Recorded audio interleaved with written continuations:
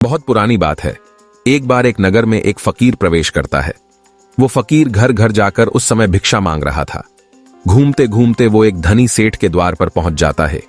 वो सेठ एक बहुत बड़ा व्यापारी था। विशाल आलीशान घर था, जिसके मुख्य द्वार पर द्वारपाल खड़े थे। उस सेठ के घर में बिना सेठ की आज्ञा के कोई भीतर नहीं जा सकता था। उस सेठ के पास धन तो इतना था कि उसकी आने वाली न जाने कई पीढ़ियां आराम से जीवन व्यतीत कर सकती थीं। जब फकीर उस सेठ के घर के बाहर जाता है, वो द्वारपाल से कहता है कि उसे भीतर जाने दो, लेकिन द्वारपाल जाने नहीं देता। तब फकीर कहता है कि जाओ और अपने सेठ से कहना कि द्वार पर उनका भाई खड़ा है और उनकी कब से प्रतीक्षा कर रहा है। यह सुनकर द्वारपाल आश्चर्यचकित हो जाता है कि भला ये फकीर कैसे सेठ का भाई हो सकता है। वो कहां इतने धनी सेठ और कहां ये एक भिखारी। वह कहता है कि यह कैसा मजाक कर रहे हैं आप उनके भाई हो ही नहीं सकते। इस पर फकीर कहता है, क्यों नहीं हो सकता, तुम जाओ और यह सूचना सेठ को देकर तो आओ। तब द्वारपाल सोचता है कि कहीं यह उनका दूर का रिश्तेदार हुआ तो, और यदि सेठ को पता चला कि मैंने बिना उन्हें बताए उसे वापस भेज दिया तो सेठ मुझ पर क्रोधित हो जाएंगे। तब वो फकीर से कहता है कि आप प्रतीक्षा करें, मैं अभी बोलकर आता हूं। इतना कहकर द्वारपाल भीतर चला जाता है और सेठ को जाकर पूरी बात बता देता है कि द्वार पर एक फकीर आया है और वह आपको अपना भाई बता रहा है। वह आपसे मिलना चाहता है। यह सुनकर सेठ कुछ सोच में पड़ जाता है। मेरा तो कोई भाई फकीर है ही नहीं, फिर यह कौन है? कुछ देर सोचने के बाद वह सेठ अचानक से मुस्कुराने लगता है और द्वारपाल से कहता है कि तुम उन्हें भीतर ले आओ। द्वारपाल को कुछ समझ नहीं आता। तब वह बाहर जाता है और फकीर से कहता है कि चलिए, आपको सेठ ने भीतर बुलाया है। सुनकर फकीर कहता है, मैं भी ठीक हूं। तब सेठ पूछता है कि आज आप यहां कैसे? तब फकीर जवाब देता है कि क्यों, मैं तुमसे मिलने नहीं आ सकता क्या? सेठ कहते हैं, अवश्य आ सकते हैं। और तब फकीर आगे बोलता है कि मैं कुछ दिन यहीं तुम्हारे घर में रहूंगा, तुम्हें कोई समस्या तो नहीं होगी। यह सुनकर सेठ कहता है, यह तो मेरा सौभाग्य है कि आप यहां पधारे, आप आराम से रहे। तब फकीर 2 दिन उस सेठ के घर रुक जाता है। वह वहां पर भी उसी तरह से जीवन व्यतीत कर रहा था जिस तरह बाहर रहता था। सुबह सुबह ही उठ जाते, टहलकर स्नान करते और चुप बैठा करते हैं। सेठ के नौकर जब उन्हें भोजन करने के लिए बुलाने के लिए जाते, तब भोजन परोसते समय यह सोचते कि शायद इस भिखारी ने शायद ऐसा भोजन किया ही नहीं होगा, आज यह देखना कैसे खाएगा। लेकिन ऐसा कुछ नहीं होता। वह फकीर उस भोजन को बिल्कुल शांति से करता। उसे कोई फर्क नहीं पड़ता कि वह अच्छे अच्छे व्यंजन खा रहा है या सूखी रोटी खा रहा है। भोजन को पूरी शांति से ग्रहण करता है, संतोष के साथ। सेठ की पत्नी और द्वारपाल सभी काफी हैरान होते और ऐसे ही देखते देखते दिन निकल जाते हैं। एक दिन सुबह सुबह सेठ और फकीर बैठकर बात करने लगते हैं। सेठ फकीर से पूछता है कि उसका सब कैसा चल रहा है, तो फकीर उत्तर देते हुए कहता है कि ठीक नहीं है। सेठ पूछता है कि लेकिन क्यों? तो फिर फकीर कहता है कि जिस महल में मैं रहता था वह काफी पुराना हो चुका है, उसकी दीवार अब खराब हो गई है, घर पूरा जर्जर हो गया है, वह कब गिर जाए नहीं जानते। मेरे इतने सारे नौकर भी काम छोड़कर चले गए क्योंकि वहां पर काम करना नहीं चाहते। मेरी रानी भी वृद्ध हो गई है, ये काम कैसे करेगी, समस्या बढ़ गई है। ये सब सुनकर सभी लोग हैरानी से भर जाते हैं। ये फकीर सब क्या कह रहा है? ये प्रश्न सभी के विचार में चल रहे थे। ये सुनते ही सेठ ने अपने पास से 50 सोने के सिक्के दिए। यह देख फकीर कहता है कि यह कम है। सेठ कहते हैं, इस बार व्यापार में मुनाफा कम हुआ है, अगली बार अवश्य अधिक दे दूंगा, अभी इतना ही रख ले। सेठ की बात पर फकीर उत्तर देता है, यदि ऐसी बात है तो आप मेरे साथ चलें। सेठ पूछता है कि कहां, लेकिन वह फकीर कहता है कि यहां से मिलो, दूर 7 समंदर पार, बिल्कुल दूर, वहां सोने की खदानें हैं, वहां मेरे जैसे ही कदम पड़ेंगे, अवश्य ही वहां के समंदर भी सूख ही जाएगा, क्योंकि मेरे कदमों की शक्ति आप देख ही चुके हैं। ये सुनते ही सेठ मुस्कुराने लगते हैं और फकीर द्वारा बोले गए इन शब्दों को सुनते ही अपनी तिजोरी से 50 और अधिक सोने के सिक्के दे देते हैं। वो समझ जाता है कि फकीर ने क्या कहा।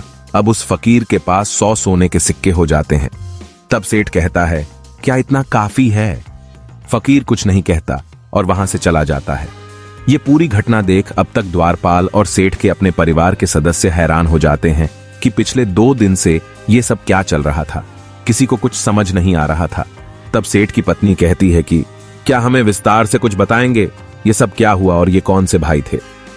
आज से पहले मैं इनसे कभी नहीं मिली। तभी द्वारपाल कहता है कि और आपने इन फकीर को भला इतना सोना क्यों दिया? उसने निश्चय ही आपको ठगा है। आप कैसे उसकी बातों में आ गए? ये सब सुन सेठ बैठ जाता है और हंसने लगता है।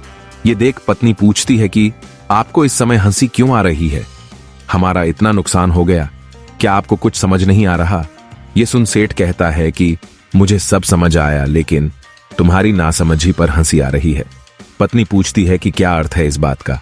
तब सेठ कहता है कि मैं कहीं से नहीं ठगा गया। दरअसल उस फकीर के हर एक शब्द का अर्थ अलग था।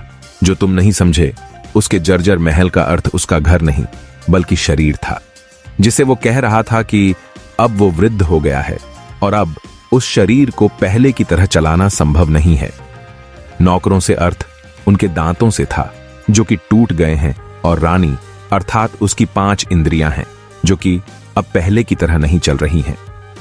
और अंत में जो उसने मुझसे समुंदर का जिक्र किया है, इसका अर्थ है कि जैसे ही मैंने प्रवेश लिया मेरे घर में पैसे की कमी आ गई, तभी मैंने उसे कम सिक्के दिए, जबकि मैं उसे और अधिक सिक्के दे सकता हूं। अर्थात सिक्के देने में कंजूसी कर रहा हूं, इतना धनी होने के बाद भी। इसलिए उसने ये कहा क्योंकि मेरी हैसियत अधिक देने की है। उसके हर शब्द का यह अर्थ था, और तभी उस फकीर की बुद्धिमानी देख मुझे प्रसन्नता हुई। मुझे उसकी ये होशियारी भा गई, तभी मैंने उसे और अधिक सिक्के दिए हैं। तुम्हारी नजर में यह फकीर भिखारी था, लेकिन उसमें बुद्धि इतनी अधिक थी जितनी तुम और मुझे में नहीं हो सकती। और तब सेठ की ये सारी बातें सुन उस द्वारपाल को यह एहसास होता है कि कभी भी किसी व्यक्ति को उसके रंग रूप पहनावे से नहीं जांचना चाहिए, और ना ही उसकी बुद्धिमत्ता का अंदाजा लगाना चाहिए। अधिकतर साधारण दिखने वाले लोग स्वयं के ज्ञान और होशियारी से आगे बढ़ जाते हैं। दोस्तों, इस कहानी से यही सीख मिलती है कि कभी किसी को उसके रंग रूप, पहनावे, उसके रहने के ढंग से नहीं परखना चाहिए, और ना ही उसके प्रति कोई विचार अपने भीतर स्वयं से तैयार करना चाहिए। व्यक्ति की खूबियां परखो, ना कि उसकी हैसियत। ये कहानी है 2 बौद्ध भिक्षु की, जिसमें से एक बूढ़ा था और दूसरा युवा। दोनों भिक्षु शाम को गांव से भिक्षा लेकर आश्रम लौट रहे थे। आश्रम से कुछ दूरी पर एक नदी बहती थी। वहीं पर एक जवान स्त्री खड़ी थी। उसे भी नदी पार करनी थी, लेकिन वो उसे पार करने में डर रही थी। वो उस नदी की गहराई से अनजान थी। तभी वहां से दोनों भिक्षु भी गुजर रहे थे। बूढ़ा भिक्षु आगे आगे चल रहा था। तभी उसकी नजर उस स्त्री पर पड़ी। वह देखकर समझ गया कि स्त्री को मदद चाहिए। उसने सोचा, चलो उस स्त्री को नदी पर करा देते हैं। लेकिन जैसे ही उसने स्त्री को छुआ, उसके अंदर वर्षों की वासना जाग गई। स्त्री को छूते ही उसका कण कण कांपने लगा। उसने 3 साल से किसी स्त्री को छुआ तक नहीं था। उस स्त्री को छूने के नाम से ही उसके मन में कई तरह के ख्याल और वासना आ रही थी। तभी उसने सोचा कि छी छी, ये कैसी गंदी बात सोचने लगा। मेरी इतने सालों की साधना भंग हो जाएगी। मुझे क्या मतलब कोई नदी पार करे या ना करे। मैं अपनी 30 वर्षों की साधना इस लड़की पर लगा दूं, बिल्कुल नहीं। ये सोचकर उसने आंखें बंद कर लीं। लेकिन वो जवान स्त्री तो उसे आंखें बंद करने पर भी दिखाई दे रही थी, क्योंकि भिक्षु की सोई हुई वासना जाग गई थी। वो उसकी तरफ आकर्षित हो चुका था। आंख बंद रहते हुए भी वो उस नदी में उतर गया। आपको पता ही है, जिस चीज से आंख बंद कर ली जाए तो वो और अधिक हमें दिखने लगती है। उसी तरह उस भिक्षु के साथ भी हुआ। उसे वही स्त्री अप्सरा की भांति दिखने लगी, क्योंकि उसने आंखें बंद कर ली थीं। उसे उस स्त्री का ही सपना दिख रहा था। उस स्त्री की ओर वो आकर्षित हो रहा था। उसका एक मन कहता कि ये तो गलत बात है कि किसी जरूरतमंद की सहायता करनी चाहिए। वहीं उसका दूसरा मन कहता, ये बस मन का वहम है। तुम खुद को धोखा दे रहे हो। तुम उसे छूना चाहते हो, जो कि गलत है। हम साधु का जीवन अलग होता है। साधु के लिए स्त्रियां केवल एक समस्या है। नदी के घाट पर उस साधु का मन अशांत रहता है और वो 2 हिस्सों में बंट जाता है। एक तरफ उसका मन उसे उस लड़की की तरफ आकर्षित करता है, वहीं दूसरी तरफ उससे दूर जाने की उसे सलाह देता है। उस लड़की को जो वहां खड़ी है, उसे कुछ पता नहीं होता कि उस साधु के मन में क्या चल रहा है और क्या नहीं चल रहा है। वो तो मदद के लिए किसी का इंतजार कर रही थी, ताकि कोई उसे नदी पर करा दे। बूढ़ा भिक्षु आगे निकल जाता है। तभी उसे ख्याल आता है कि उसका साथी पीछे छूट गया है। कहीं वो उस स्त्री को नदी पार कराने की भूल न कर दें। वो तुरंत वापस आता है, ये सोचकर कि मैं पहले ही उसे सचेत कर देता हूं लेकिन जब वो वहां पहुंचता है तब तक देर हो चुकी होती है। वो देखता है वो युवा भिक्षु उस स्त्री को कंधे पर बैठाकर नदी पार करा रहा होता है। ये देख बूढ़ा भिक्षु पूरी तरह जल जाता है। उसके मन में अलग अलग भावनाएं आने लगती हैं। वो सोचता है कि इससे अच्छा तो मैं ही इसे नदी पार करा देता, लेकिन वहीं दूसरे पल उसे ख्याल आता है कि ये कैसी पागलपन वाली बात है। मैं उस औरत को अपने कंधों पर लूंगा, 30 साल की अपनी साधना नष्ट करूं, गंदगी का ढेर है औरत का शरीर और उसे मैं अपने कंधों पर लूंगा। लेकिन वहीं दूसरी तरफ उस युवा भिक्षु को स्त्री को कंधों पर उठाया देख आग बबूला हो रहा था। वो मन ही मन सोचता है, आज आश्रम जाते ही मैं गुरुजी को कहूंगा कि इसने एक स्त्री को कंधे पर उठाया है। ये अपवित्र हो गया है। ये युवा सन्यासी पूरी तरह भ्रष्ट हो गया है। इसे आश्रम से बाहर निकाला जाए। तभी वो युवा भिक्षु उस स्त्री को नदी के दूसरे छोर पर उतार देता है और दोनों भिक्षु वापस जाने लगते हैं। वो दोनों रास्ते भर बात नहीं करते हैं। जब दोनों भिक्षु आश्रम के पास पहुंचते हैं तब बूढ़ा भिक्षु कहता है, याद रखना, मैं गुरुजी से कहूंगा कि तुम आज अपवित्र हो चुके हो। तुमने उस जवान स्त्री को अपने कंधे पर क्यों उठाया? ये सुन युवा भिक्षु चौंक जाता है और कहता है, स्त्री, उसे तो मैंने नदी किनारे उठाया था और वहीं छोड़ भी दिया, लेकिन ऐसा प्रतीत होता है कि आप उसे अभी भी ढो रहे हैं, जबकि आपने तो उसे उठाया भी नहीं था। फिर भी आप उसके बारे में सोच रहे हैं। आपके दिमाग में वही है।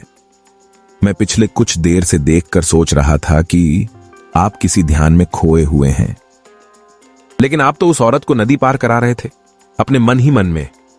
दोस्तों, इसी तरह से हम उन्हीं पुरानी बातों को, चीजों को ढोते रहते हैं, जो गलतियां हम करते हैं, जिनको लेकर हमारे अंदर लड़ाई चल रही होती है और हमें मालूम तक नहीं होता कि हम पुरानी मानसिक सोच को लेकर चल रहे हैं।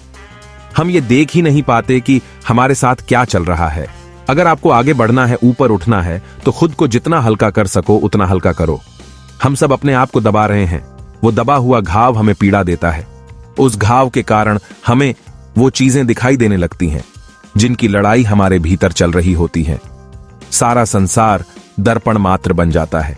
यह दमन की लंबी धारा, यह दबाव हमारे व्यक्तित्व को तहस नहस कर देता है।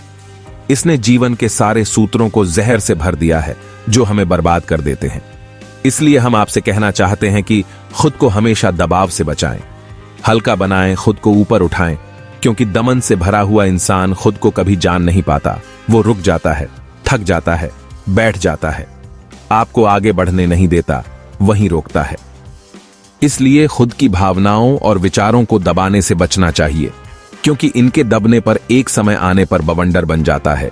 सवाल ज्यादा देर खुद के मन में रहे तो बवाल बन जाते हैं, जो आपके अंदर अशांति, हीन भावना पैदा करते हैं। इसलिए अगर आप वर्तमान में, आज में रहना चाहते हैं तो आज के पलों में खुश रहें, पुरानी बातों को भूलें। दूसरों के सामने अच्छा बनने के लिए खुद को दबाओ मत। आप जैसे है वैसे ही बनकर रहो, क्योंकि आप जैसे हो बहुत अच्छे हो। धन्यवाद।